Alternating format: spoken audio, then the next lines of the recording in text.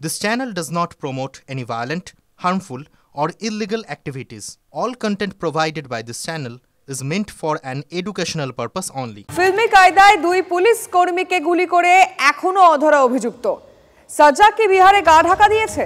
পুলিশের অনুমান কোর্ট লকআপে সাজ্জাককে আগ্নেয়াস্ত্র দিয়েছিল আর এক দুষ্কৃতী আব্দুল। আদালতে পুলিশে ঘেরাটোপের মধ্যেই কিভাবে বন্দুকের হাত বদল হলো, কেন কারো তা নজরে এলো না, সুরক্ষা নিয়ে পরের পর প্রশ্নে বিদ্ধ পুলিশ।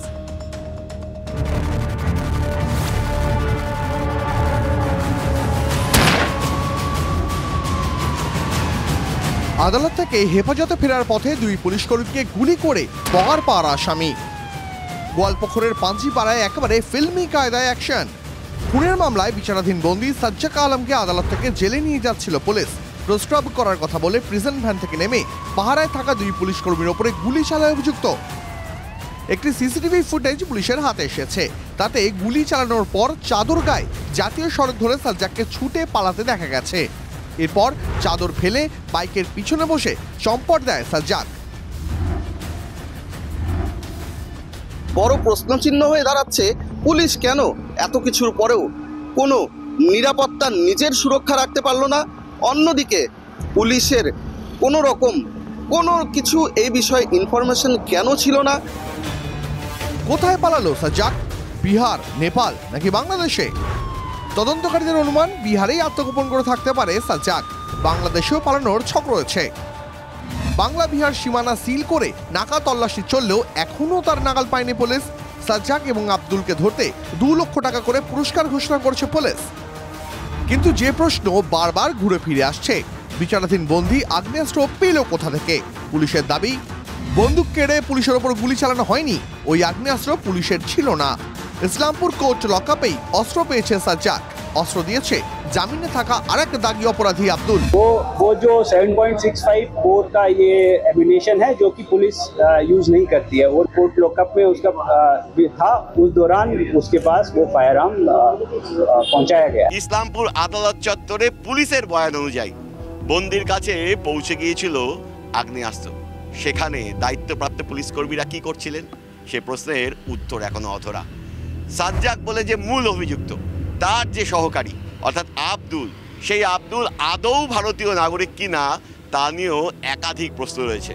কেউ কেউ বলছেন আব্দুল বাংলাদেশি। এর আগেও একাধিকবার ভারতে অনুপ্রবেশ করে নানা অপরাধের ঘটনা ঘটিয়ে এই জেলা পুলিশের হাতেই গ্রেপ্তার হয়েছিল আব্দুল।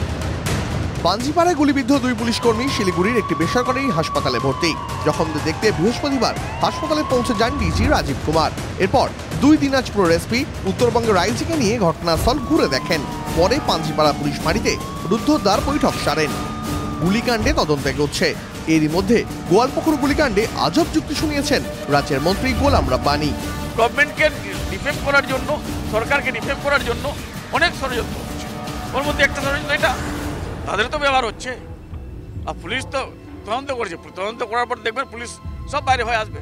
অপরাধী, পুলিশ এবং শাসক দল, এই ত্রিকোণ যে প্রেম, এই ত্রিকোণ প্রেম ছাড়া হয় না। নিশ্চিতভাবে যদি সঠিক তদন্ত হয় এই ঘটনা তাই প্রমাণ করে।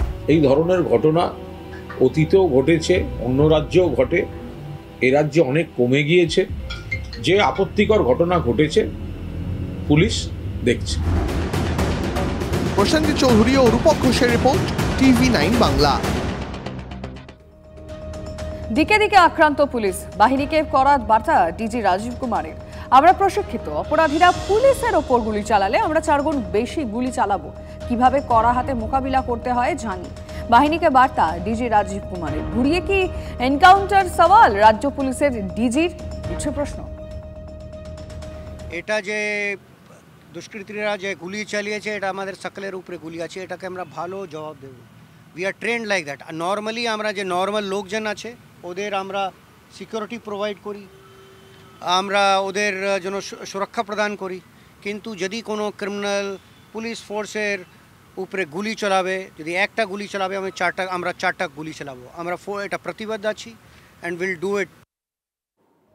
গোয়ালপুকুরে 2 পুলিশ কর্মীকে গুলির ঘটনায় অভিযুক্তদের ধরতে পুলিশের পুরস্কার ঘোষিত পোস্টার ঘিরে বিতর্ক শুরু হয়েছে। পুলিশের পোস্টারে উল্লেখ অভিযুক্ত আব্দুল হোসেন গোয়ালপুকুরের বাসিন্দা, কিন্তু ইসলামপুর আদালতে সরকারি আইনজীবী দাবি করেছেন আব্দুল হোসেনের আসল নাম আবুল হোসেন, সে বাংলাদেশের ঠাকুরগাঁও জেলার হরিপুর থানা এলাকার বাসিন্দা। এই আসামিটা হচ্ছে একটা কেসে অ্যারেস্ট হয়েছিল 2019-এ। ওর নাম হচ্ছে আবুল হোসেন এলাইস আবাল। 14 ফরেনার্স অ্যাক্টে অ্যান্ড আর্মস অ্যাক্টে ওকে অ্যারেস্ট করে গোয়ালপুকুর থানা এখানে পাঠাইছিল। ওকে 3 বছর কনভিকশন দিয়ে 50,000 টাকা ফাইন, 2 ইয়ার্স আরও পানিশমেন্ট দিয়ে ওদেরকে পুশব্যাক করে দেওয়া হয়। সে সময় অ্যাকিউজ সাজ্জাক আলম, যে মেন অ্যাকিউজ আছে, ও হচ্ছে 20/10/2019 তারিখে অ্যারেস্ট হয়। কালকে এখানে কোর্টে ওর দেখা, মানে কোর্টে হচ্ছে ওকে দেখেছে, ওকে বুঝে যাচ্ছে কি ওর সঙ্গে ও কালকে কথাবার্তা করেছে, সেই জন্য ওকে হচ্ছে এই কেসে ও সহযোগিতা করেছে ওকে ভাগানোর জন্য। গোয়ালপুকুর অ্যাড্রেসটা ভুল, একদম বাংলাদেশি। তাকে 14 ফরেনার্স অ্যাক্টে অ্যারেস্টে নিয়ে এসেছিল, তার কনভিকশনের আমার কাছে অর্ডারটাও আছে। এই বিষয়ে আরো ডিটেলে জানবো, আমাদের রিপোর্টার রূপক রয়েছেন টেলিফোন লাইনে। রূপক, কোন তথ্যটা ঠিক, মানে কেউ বুঝবেন কি করে কোনটা আসল? দেখো, পুলিশের এই প্রকাশ করা যে পুরস্কার সমেত যে এই তথ্য, যেটা ছবি দিয়ে আব্দুল হোসেনের নাম দিয়ে প্রকাশ করা হয়েছে, তারপরেই কিন্তু এটা নিয়ে যথেষ্ট চাঞ্চল্য ছড়িয়েছে এবং সরকারি আইনজীবী তিনি কিন্তু দাবি করছেন তার নাম আব্দুল হোসেন নয়, তার নাম আবুল হোসেন। এবং এরপরেই বাংলাদেশি তথ্য কিন্তু সামনে আসছে। কার্যত বলা যেতেই পারে, যেমনটা বিরোধীরা অভিযোগ করছিলেন যে বাংলাদেশ থেকে দুষ্কৃতীরা এখানে এসে কিন্তু এখানে তাদের মুক্তাঞ্চলে পরিণত করেছে, এবং এই অভিযোগকে কেন্দ্র করে কিন্তু সেই ঘটনায় আরো প্রকাশ্যে আসছে। এবং এই ঘটনাকে কেন্দ্র করে পুলিশের ভূমিকা যেমন একদিকে প্রশ্ন উঠছে, অন্যদিকে কিন্তু বিএসএফ এর ভূমিকা, সীমান্তের সুরক্ষা, সেই নিয়েও কিন্তু একটা প্রশ্ন উঠছে। কার্যত স্বভাবতই সাধারণ মানুষের মধ্যেও একটা আতঙ্ক তৈরি হয়েছে। ধন্যবাদ রূপক। বাঘাযতীনের বহুতল বিপর্যয় বকখালি থেকে গ্রেফতার করা হলো অভিযুক্ত প্রমোটারকে। মেয়রের বক্তব্য, মাথা মোটার মতো সস্তায় কাজ সারতে গিয়ে বাসিন্দাদের পথে বসিয়েছেন ওই প্রমোটার। মেয়রকে পাল্টা দোষের বিরোধী দলনেতার বক্তব্য, কলকাতাকে এমনই সব স্থাপত্য বিস্ময়ে ভরিয়ে তুলছেন ফিরহাদ সাহেব। অমঙ্গলটা ঘটে গিয়েছিল মঙ্গলবারই। কোমর ভেঙে পেছনের দিকে হেলে পড়েছিল বাঘাযতীনের বিদ্যাসাগর কলোনির এই বহুতল।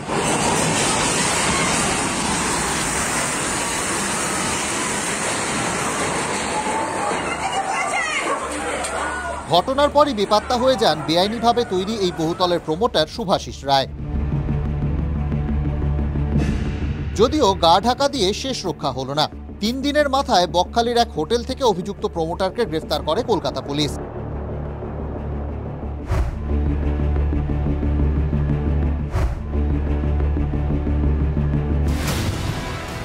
শুধু জলা বুঝিয়ে বেআইনিভাবে এই 4 তলা ফ্ল্যাট বাড়ি তোলেননি প্রমোটার। অভিযোগ আরও ভয়ানক। বহুতলটি হেলে যাওয়ার পর পুরসভার অনুমতি না নিয়েই বিল্ডিং লিফটিংয়ের কাজ শুরু করেছিলেন।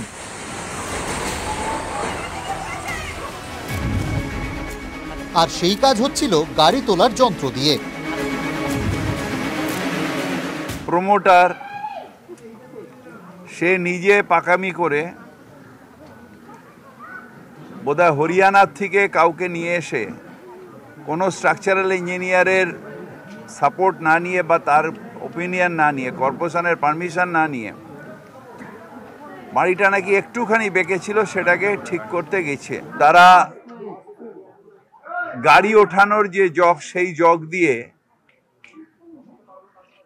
তুলতে গেছে এবং তুলতে গিয়ে একটা এত বড় বিপর্যয় হয়েছে। এখন ভাঙছে কলকাতা পুরসভা, দায়িত্ব কলকাতা পুরসভার। সুতরাং এক্সপার্টাইজ কি বলেছে সে তো পুরসভাকে বলেছে, পুরসভা সেই মাপি। সবাই যদি আমরা টেকনিক্যাল পার্সন হয়ে যাই তাহলে তো গন্ডগোল হয়ে যাবে। ফ্ল্যাটের ভেতর থেকে মালপত্র সরিয়ে ফেলে বহুতল ভাঙার কাজ চালিয়ে যাচ্ছেন পুরসভার কর্মীরা। বৃহস্পতিবার সেই কাজ সরজমিনে খতিয়ে দেখেন মেয়র। তিল তিল করে গড়ে ওঠা সংসার এভাবে ভেঙে যেতে দেখে চোখের জল বাঁধ মানছে না ফ্ল্যাটের বাসিন্দাদের।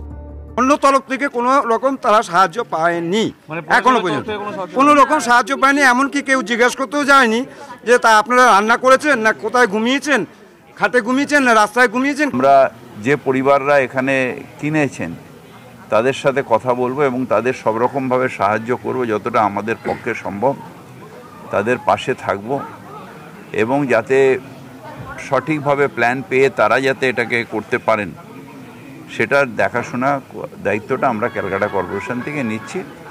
দায় প্রমোটারকে নিতে হবে, এনাদের ক্ষতিপূরণ প্রমোটারকে দিতে হবে। মেয়র ব্যবস্থা নেওয়ার কথা বললেও তাকে বিত্তে ছাড়েননি বিরোধী দলনেতা। ইতালির বিশ্ববিখ্যাত স্থাপত্য পিসার হেলানো টাওয়ারের সঙ্গে বাঘাযতীনের বহুতলের তুলনা টেনেছেন তিনি। লিখেছেন, মেয়র সাহেব কলকাতাকে এমনই সব স্থাপত্য বিষয়ে ভরিয়ে তুলেছেন। গার্ডেন রিচ থেকে বাঘাযতীন, সিটি অফ জয় এখন সিটি অফ ভয়ে পরিণত হয়েছে। সত্যিই ভয় পাওয়ার মতোই ঘটনা। কলকাতার কত অ্যাপার্টমেন্টে শুভাশিসদের মতো প্রমোটারের অশুভ হাত রয়েছে তার হিসেব কি গুণে শেষ করতে পারবে পুরসভা? Bureau report, TV9 Bangla.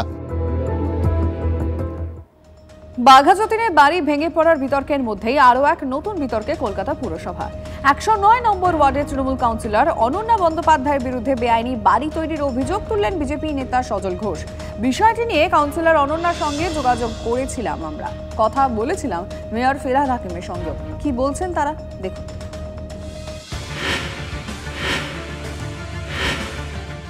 বাঘাযতীনে বহুতল বিপর্যয়ের পর এই মুহূর্তে বড় বিতর্কের মুখে দাঁড়িয়ে কলকাতা পুরসভা। যে বাড়ি জলার উপরে তৈরি, যে বাড়ি অনুমতি ছাড়াই মাথা উঁচিয়ে দাঁড়িয়ে, সেই বাড়ি থেকে কিভাবে ট্যাক্স নিচ্ছিল পুরসভা? এ নিয়ে যখন জোর টানাপোড়েন চলছে, তখনই আরও এক বিস্ফোরক অভিযোগ তুললেন বিজেপি নেতা সজল ঘোষ। এই বাড়িটি দক্ষিণ কলকাতার সন্তোষপুরের হাতিবাড়ি নামে পরিচিত। মালিক 109 নম্বর ওয়ার্ডের তৃণমূল কাউন্সিলর অনন্যা বন্দ্যোপাধ্যায়। বাড়িটি বেআইনি। অভিযোগ বিজেপি কাউন্সিলর সজল ঘোষের। তার অভিযোগ, প্রথমে দোতলা বাড়ি কেনেন অনন্যা, দোতলা বাড়ি পরে 5 তলা হয়ে যায়। সজলের দাবি, হাতিবাড়ির পিছনের জমিতেও বেআইনি নির্মাণ হয়েছে। বাড়ি ভাঙার অর্ডার হলেও পরে লিগ্যাল করে দেওয়া হয় বলে অভিযোগ। সজল ঘোষের অভিযোগ, সামনের ও পিছনের দুটি বাড়িকে একটি ঠিকানা করে দেখাচ্ছেন অনন্যা। এই বাড়িটা হাতিবাড়ি বলে পরিচিত, অনন্যা ব্যানার্জির নিজের নামে এই বাড়িটা। বিজেপি কাউন্সিলর সজল ঘোষের অভিযোগ, এই বাড়িটি যেভাবে তৈরি করা হয়েছে তা সঠিক নিয়ম মেনে হয়নি। মেয়র পরিষদের বৈঠকে নীতি বহির্ভূতভাবে এই বাড়িটিকে বৈধতা দেওয়ার চেষ্টা করা হয়েছে। এমনকি ফিরহাদ হাকিম এ ব্যাপারে স্থানীয় কাউন্সিলরকে সাহায্য করেছেন বলেও সরাসরি অভিযোগ এনেছেন বিজেপি কাউন্সিলর সজল ঘোষ। সজল ঘোষের অভিযোগ উড়িয়ে দিয়েছেন কাউন্সিলর অনন্যা। আমার কাছে যে অ্যাড্রেসটা উনি বলছেন, সেই অ্যাড্রেসের বাড়িটির সমস্ত লিগ্যাল পেপারস আছে। তারপরে কি করে বৈধ অবৈধই প্রশ্ন ওঠে, তাই বলতে হবে, তাকে প্রমাণ দিয়ে বলতে হবে কোন এমআইসি, কারা অভিযোগ করলেন, কোথায় করলেন, এই প্রমাণগুলি দিয়ে তো বলতে হবে। আমার কাছে বাড়ির লিগ্যাল পেপারস আছে, বাড়ির বৈধতার কাগজ আছে, কলকাতা কর্পোরেশনের স্যাংশন প্ল্যান আছে। বলতে পারবো না, কারণ আমার কাছে তো কোনো ফাইল নেই। আমি মেয়র, ওরা অপোজিশনে অনেক কিছু উক্তি করতে পারে, আমি যে উক্তিটা করব সেটা হবে অফিসিয়াল। সো আমি ফাইল না দেখে কোনো কথা বলতে পারবো না। একটা প্রভাব আছে বাংলায়, বাবু চলে বাজার মে, কুত্তা ভোকে হাজার মে। অনন্যার এই পেল্লায় বাড়ি মনে করাচ্ছে আরিয়াদহের ত্রাস জয়ন্ত সিং ওরফে জয়ন্ত সিং এর সাদা অট্টালিকাকে। বাড়িটি অনুমোদনহীন মেনেছিলেন কামারহাটি পুরসভার চেয়ারম্যান গোপাল সাহাও। তারপর প্রায় 6 মাস পার, এখনো বাড়িটি ভাঙার কোনো তোড়জোড়ই চোখে পড়েনি। বেআইনি বাড়ি নিয়ে কি উদাসীন পুরসভা, নাকি তৃণমূল জোট থাকলেই ছাড়? প্রশ্ন বিরোধীদের। বিদ্যাসাগর কলোনিতে যখন বেআইনি বাড়ি ভেঙে পড়েছে, তখন এই বাড়িটি নতুনভাবে রাজ্য রাজনীতিতে চর্চার বিষয় হয়ে উঠে এলো। ক্যামেরায় কল্যাণ মণ্ডলের সঙ্গে শান্ত ভট্টাচার্য, TV9 বাংলা, কলকাতা। দলে তিনি শেষ কথা, তারা এক ফোনেই সব বিদ্রোহ খতম। পূর্ব মেদিনীপুরে অখিলগিরি বনাম উত্তম বারিকের দ্বন্দ্বে রাশ টানলেন স্বয়ং মমতা বন্দ্যোপাধ্যায়। নেত্রীর নির্দেশেই অবশেষে কাঁথি সমবায় ব্যাংকের ডিরেক্টর নির্বাচনে মনোনয়নপত্র প্রত্যাহার করে নিলেন উত্তম বারিকের ঘনিষ্ঠরা। তৃণমূল সুপ্রিমোর হস্তক্ষেপে আর ভোটাভুটির সম্ভাবনা রইলই না। কাঁথি সমবায় ব্যাংকের নির্বাচন ঘিরে গত কয়েকদিন ধরে তুলকালাম কাণ্ড চলছিল তৃণমূলের অন্দরে। রামনগরের তৃণমূল বিধায়ক প্রাক্তন মন্ত্রী অখিলগিরি বনাম পটাশপুরের তৃণমূল কংগ্রেস বিধায়ক উত্তম বারিকের লড়াই একেবারে প্রকাশ্যে চলে আসে। তৃণমূলের শীর্ষ নেতৃত্বের নির্দেশকে অমান্য করে দুই শিবিরের লোকজন একে অন্যের উদ্দেশ্যে চোর চোর স্লোগান দেয়। উত্তম ঘনিষ্ঠদের দেখে বোমা মারার হুমকি পর্যন্ত দেন অখিলগিরি। রাজ্য নেতৃত্ব জেলায় গিয়ে পরিস্থিতি সামাল দিতে পারেনি। শেষমেশ আসরে নামতে হয় স্বয়ং মমতা বন্দ্যোপাধ্যায়কে। বুধবার কলকাতায় দলের রাজ্য সভাপতি সুব্রত বক্সির ডাকা বৈঠকে হাজির ছিলেন অখিলগিরি উত্তম বারিকরা। সূত্রের খবর, সেখানে সুব্রতর মাধ্যমে ফোনে কড়া বার্তা দেন নেত্রী। স্পষ্ট জানিয়ে দেন, নির্বাচনের জন্য প্রার্থী হিসেবে মনোনীত করে তিনি যে তালিকা পাঠিয়েছেন সেই তালিকাকেই মান্যতা দিতে হবে সকলকে। যারা বিরোধিতা করে মনোনয়নপত্র জমা দিয়েছেন তারা প্রত্যাহার না করলে দল ব্যবস্থা নেবে। 31শে জানুয়ারি 15 জন ডিরেক্টর নির্বাচিত হবেন। 15টি আসনের জন্য 26টি মনোনয়ন জমা পড়ে। 4 জন বিনা প্রতিদ্বন্দ্বিতায় জয়ের পথে। বাকি 11টি আসন নিয়ে টানাপোড়েন চলছিল। বৃহস্পতিবার 11 জন মনোনয়নপত্র প্রত্যাহার করায় বাকি আসনগুলোতেও আর ভোটাভুটি হবে না। না, আমাদেরকে যোগ্য বলে মনে হলো না। যোগ্য অযোগ্য বিচার করার ক্ষমতা আমাদের নেই, দল বিচার করে। উত্তম বারিক সহ নেতৃত্বরা থেকে একটা প্যানেল তৈরি করে বললেন যে আপনারা নমিনেশন করুন, সেই মতো আমরা করেছি। দাদা, আপনি কি নমিনেশন উঠো করলেন? কেন কেন কেন? এমনি মানে নিজের ইচ্ছায়? তাহলে আগে করেছিলেন কেন? আমার ইচ্ছা হয়েছিল, করেছিলাম। কাঁথি ব্যাংকের নির্বাচনে কার্যত অখিলগিরির পাশেই রইল দল। সবাই উইথড্র করে নিয়েছেন, তাহলে এই নির্বাচন হবে না। বিনা প্রতিদ্বন্দ্বিতায় 15 জন নির্বাচিত হলেন এবং আগামী দিনে এরাই বোর্ড পরিচালনা করবে। খুব দুঃখ পাচ্ছি, কষ্ট পাচ্ছি। সামান্য একটি সমবায় নির্বাচনে আমাদের সুপ্রিমোকে হস্তক্ষেপ করতে হলো। এটা আমাদের সকলের ব্যর্থতা। নেত্রীর নির্দেশে আপাতত দমে গেলেন উত্তম বারিক ও তার ঘনিষ্ঠ বৃত্ত। তাহলে কি 2026-এর বিধানসভা ভোটে অখিল এবং উত্তম শিবিরকে কাঁধে কাঁধ মিলিয়ে ময়দানে নামতে দেখা যাবে? পূর্ব মেদিনীপুর থেকে কনিষ্ঠ মাইতির রিপোর্ট, TV9 বাংলা।